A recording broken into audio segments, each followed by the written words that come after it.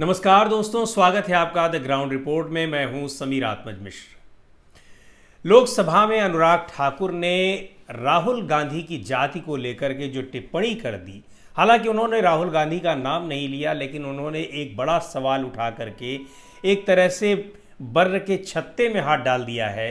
उन्होंने ये कह दिया कि जो लोग जातिगत जनगणना की मांग कर रहे हैं उन्हें अपनी खुद की जाति का पता नहीं, और इसको लेकर के ज़बरदस्त संसद में 2 दिन से हंगामा हो रहा है।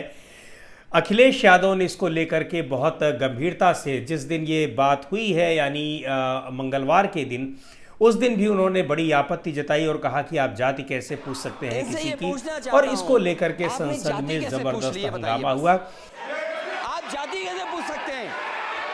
आप बताएं, जाति कैसे पूछ सकते हैं? आप पूछ के दिखाओ जाति को।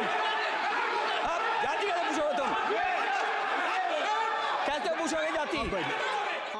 और हंगामे के अलावा जो बुधवार को जिस तरह से पूरे प्रश्नकाल की कार्यवाही के दौरान विपक्षी सदस्य लगातार शोर मचाते रहे, नारेबाजी करते रहे, और अनुराग ठाकुर ही नहीं, प्रधानमंत्री नरेंद्र मोदी से भी माफ़ी मांगने की बात करते रहे, उसको देख करके लगता है कि इस जाल में, विपक्ष के इस रणनीति में बुरी तरीके से न सिर्फ अनुराग ठाकुर और प्रधानमंत्री मोदी फंस गए हैं, पूरी भारतीय जनता पार्टी और एनडीए सरकार फंसती नजर आ रही है।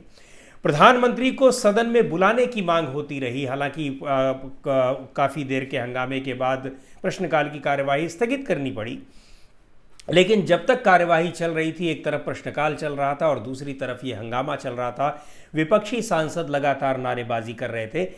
मांग प्रधानमंत्री को इसलिए इसमें माफ़ी मांगने की मांग हो रही थी क्योंकि अनुराग ठाकुर ने जो बात कही, उसी बात को बहुत ही प्रशंसात्मक तरीके से प्रधानमंत्री जी ने उसको ट्वीट कर दिया। एक्स, सोशल मीडिया हैंडल जो एक्स है, जिसको पहले ट्विटर कहा जाता था, उस पर उन्होंने प्रशंसा करते हुए अनुराग ठाकुर की ट्वीट कर दिया। और दिलचस्प बात यह है कि अनुराग ठाकुर ने जो बात कही थी, तमाम आपत्तियों के बाद, आरोपों के बाद और घिरने के बाद, उनमें से कुछ बातों को लोकसभा की प्रोसीडिंग्स यानी कार्यवाही से निकाल दिया गया। कार्यवाही से निकालने के बावजूद प्रधानमंत्री ने उसको एज इट इज़, बिल्कुल जैसा वो था वैसा का वैसा ही, यानी जो बातें उसकी कार्यवाही से निकाली गई उसको भी उन्होंने ट्वीट कर दिया। और इसके बाद इस मामले में इसीलिए विपक्ष जो है उनसे माफ़ी की मांग कर रहा था, उनको सदन में आकर के स्पष्टीकरण देने की मांग कर रहा था कि क्या जो अनुराग ठाकुर की लाइन है वही लाइन प्रधानमंत्री नरेंद्र मोदी की भी है या फिर उससे हट करके है, उन्होंने कोई गलती की है या फिर उन्होंने जानबूझ करके ऐसा किया है। तो इस मुद्दे को लेकर के ये संसद में तो हंगामा होता ही रहा। पंजाब के पूर्व मुख्यमंत्री और पंजाब से लोकसभा के सदस्य चरणजीत सिंह चन्नी ने इस मामले में अब लोकसभा स्पीकर को, ओम बिरला के पास, एक विशेषाधिकार हनन के प्रस्ताव का नोटिस दिया है। विशेषाधिकार हनन का नोटिस इसलिए दिया है क्योंकि उन्होंने संसद की अवहेलना की है, लोकसभा की कार्यवाही की अवहेलना की है। जो बातें वहाँ से कार्यवाही से निकाली गई हैं उसको उन्होंने पब्लिक डोमेन में रखा है, उसको ट्वीट किया है, और इसको लेकर के विशेषाधिकार हनन प्रस्ताव का नोटिस दिया है। लोकसभा की जो रूल बुक होती है उसके नियम 222 के अंतर्गत अगर स्पीकर इस नोटिस को स्वीकार कर लेते हैं, हालांकि उम्मीद इसकी बिल्कुल क्षीण है, नगण्य है, ऐसी उम्मीद नहीं कर सकते हैं कि स्पीकर ओम बिरला उसको स्वीकार कर लेंगे, लेकिन नियमतः अगर स्वीकार कर लेते हैं तो चूंकि प्रधानमंत्री नरेंद्र मोदी भी लोकसभा के सदस्य हैं, उनके खिलाफ अगर ये नोटिस स्वीकार कर लिया जाता है विशेषाधिकार हनन का, और अगर स्पीकर को लगता है, स्पीकर उसको भेजेंगे विशेषाधिकार समिति के पास। समिति के जो 14 सदस्य होते हैं, लोकसभा के सदस्य होते हैं, अगर उनको लगता है कि ये विशेषाधिकार हनन हुआ है, अगर वो उनको इसमें प्रधानमंत्री की गलती लगती है, तो ये समिति उनको दंडित भी कर सकती है, दंड दे सकती है, वो उस पर डिपेंड करेगा। लेकिन पहला सवाल, बड़ा सवाल तो यही है कि क्या उसको, इस प्रस्ताव को स्पीकर स्वीकार करते हैं, क्योंकि स्वीकार करना न स्वीकार करना ये स्पीकर का विशेषाधिकार होता है, लोकसभा अध्यक्ष का विशेषाधिकार होता है। पर यह तो एक अलग मामला है, और ये अभी अपने आप में बड़ी बात है कि प्रधानमंत्री के खिलाफ जो है वो लोकसभा में जिस सदन के वो सदस्य हैं वहाँ विशेषाधिकार हनन के प्रस्ताव का नोटिस दिया जा रहा है। ये प्रधानमंत्री का ये नोटिस स्वीकार हो या न स्वीकार हो, लेकिन प्रधानमंत्री पद की जो गरिमा है और प्रधानमंत्री को अपने पद की गरिमा का किस तरह से ख्याल रखना है, उसको लेकर के एक बड़ा सवाल तो ये उठाता ही है कि प्रधानमंत्री ने किस तरीके से किसी भी बात को ये भी नहीं देखा कि वो प्रोसीडिंग में वो रखा गया है या उसको निकाल दिया गया है, लेकिन उन्होंने उसको ट्वीट कर दिया। अब उसके बाद खैर ये तो एक मसला हो गया, लेकिन इस मामले में जैसा हमने अभी आपसे कहा कि अनुराग ठाकुर की इस बात का यद्यपि कई बीजेपी के नेता उनका समर्थन कर रहे हैं, गिरिराज सिंह ने सदन के भीतर भी समर्थन किया, उसके अलावा और नेताओं ने भी समर्थन किया, लेकिन अब ये जो जाति का मुद्दा उन्होंने उठा दिया है कि आप वो लोग इसका मजाक उड़ा रहे हैं, वो लोग जातिगत जनगणना की बात कर रहे हैं जिनको अपनी जाति का पता नहीं है, यानी जाति पूछा जा रहा है सदन के भीतर, सदस्यों से उनकी जाति पूछी जा रही है, जाति को लेकर के सवाल उठाया जा रहा है। तो अपने आप में ये विपक्ष ने इसको बहुत बड़ा हथियार बना लिया है, मुद्दा बना लिया है, जिस पर अब वो भारतीय जनता पार्टी को घेर रहा है। कांग्रेस पार्टी के सांसद हैं गौरव गोगोई, और उन्होंने ये कहा है कि ये भारतीय जनता पार्टी की अपनी विचारधारा को दर्शा रहा है, उनकी मन स्थिति को दिखा रहा है, किस तरह की उनकी सोच है उसको दिखा रहा है। और सबसे ज़्यादा इस मामले में जो हमलावर हुए हैं वो है समाजवादी पार्टी के नेता अखिलेश यादव। इनसे ये पूछना चाहता हूं, आपने जाति कैसे पूछ ली है बताइए। बस आप जाति कैसे पूछ सकते हैं? आप बताएं जाति कैसे पूछ सकते हैं? आप पूछ के दिखाओ जाति तुम। आप जाति कैसे पूछोगे? तुम कैसे पूछोगे जाति? अखिलेश यादव ने उन तमाम स्थितियों का जिक्र किया, अपने साथ घटी उन तमाम घटनाओं का जिक्र किया जब जातिगत स्तर पर उनके साथ भेदभाव किया गया। उन्होंने बताया कि कन्नौज में जिस मंदिर में मैं दर्शन करने गया उस मंदिर को धो दिया गया, वहाँ पर उस भगवान शिव की प्रतिमा को धो दिया गया।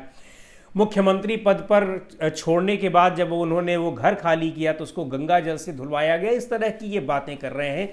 और ये मुद्दा अब यानी जो जाति को लेकर के चारों तरफ से शिवसेना के सांसदों ने, इंडिया गठबंधन के तमाम सदस्यों ने, और राहुल गांधी ने तो इसको लेकर के बहुत आपत्ति जताई ही थी, लेकिन उसके बाद लगातार इंडिया गठबंधन के दूसरे नेता भी हमलावर हैं और इस मामले में विपक्ष के सारे सांसद मिल करके सरकार को सदन के भीतर घेर रहे हैं, लोकसभा और राज्यसभा दोनों ही जगह। उसके अलावा सदन के बाहर भी इस पर सरकार को घेरने की पूरी रणनीति अब बन गई है।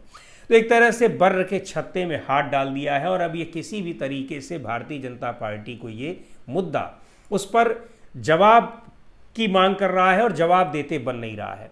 ये बिल्कुल उसी तरह का मुद्दा हो गया है जिस तरह से चुनाव से पहले आरक्षण को खत्म करने का आरोप लगा भारतीय जनता पार्टी पर और ये कहा गया कि संविधान को इसीलिए बदलने की बात हो रही है, 400 सीटों की कामना इसीलिए की गई है, इच्छा इसीलिए जाहिर की गई है कि इनको संविधान बदलना है ताकि आरक्षण को ख़त्म कर दें। और अब इस मुद्दे पर और दूसरे जो जातिगत जनगणना है उस मुद्दे पर विपक्ष ने पूरी तरीके से अब सरकार को घेर लिया है, भारतीय जनता पार्टी को घेर लिया है। बड़ी विकट स्थिति इस समय भारतीय जनता पार्टी के जो एनडीए गठबंधन के सहयोगी दल हैं उनके सामने है। जनता दल यूनाइटेड के सामने है, लोक जनशक्ति पार्टी पासवान के सामने है, तेलुगु देशम पार्टी के सामने है कि किस तरह से ये जो विपक्ष कह रहा है कि ये दलितों पिछड़ों की विरोधी भारतीय जनता पार्टी को यूं ही नहीं कहा जाता है, बल्कि उसके पीछे ये कारण है जो उसको पुष्ट कर रहे हैं उसके इस तरह से विरोधी होने की, ये विपक्ष का आरोप है। इसको लेकर के जिस तरह से वो घेर रहे हैं तो एनडीए की सहयोगी पार्टियां भी अब इस मामले में अपने को बैकफुट पर पा रही हैं। और ये आश्चर्यजनक बात नहीं है कि इसमें जो एनडीए की सहयोगी पार्टियां हैं वो भी भारतीय जनता पार्टी के ऊपर अब दबाव डालेंगी कि इस मामले में वो माफ़ी मांगे, कम से कम अनुराग ठाकुर ज़रूर माफ़ी मांगे और प्रधानमंत्री भी खेद जताएं कि जो उन्होंने उसको ट्वीट किया बिना जाने समझे। तो ये एक ऐसा मुद्दा है जो अब जिस पर अनुराग ठाकुर को लगा होगा कि वो इस मामले में एक सवाल उठा रहे हैं, आक्षेप कर रहे हैं राहुल गांधी के ऊपर, जैसा कि राहुल गांधी ने बाद में कहा भी कि उन्होंने सीधे तौर पर मुझे ये बात कही है और गाली दी है, लेकिन मुझे उसकी परवाह नहीं है, मैं उनसे ये भी नहीं कहूँगा कि वो माफ़ी मांगे।